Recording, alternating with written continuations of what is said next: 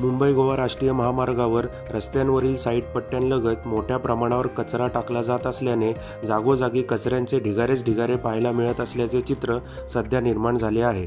अशा प्रकारे उघड्यावर कचरा टाकणाऱ्या नागरिकांवर पोलादपूर ते पनवेल हद्दीतील नगर परिषदा, नगरपंचायती, ग्रामपंचायती आणि राष्ट्रीय महामार्ग प्रशासन कधी कारवाई करेल असा सवाल सुज्ञ नागरिक करीत आहेत।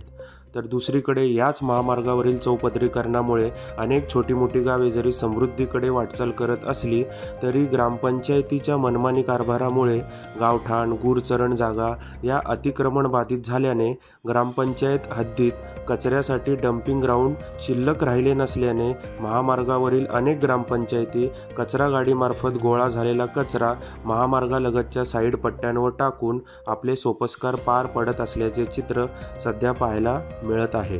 महामार्गालगत टाकल्या जाणाऱ्या या कचऱ्यातून आपले अन्न शोधणारी भटकी जनावरे, कावळे व अन्य पशुपक्षी हा कचरा अस्ताव्यस्त करतात। त्यामुळे महामार्गावर मोठ्या प्रमाणावर दुर्गंधी देखील येत असल्याचे पाहायला मिळत आहे।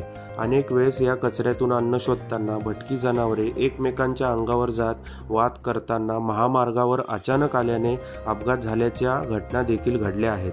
अशा प्रकारे महामार्गावर कचरा डेपो तर निर्माण झालेच आहेत, मात्र वाढत्या नागरीकरणामुळे एखादे जुने घर व एखादी इमारत पाडून निर्माण झालेला डेब्रिज स्वरूपातील कचरा टाकण्याचे उद्योग देखील काही महाभाग करत असल्याने हा महामार्ग आहे की कचऱ्याचे माहेरघर असा प्रश्न निर्माण होत आहे।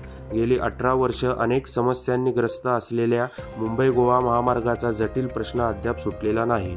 आता त्यात कचऱ्याची समस्या भरीस भर पडल्याने महामार्गावरील शुल्ककाष्ठ काही केल्यास संपण्याचे नाव घेत नाही असेच म्हणावे लागेल।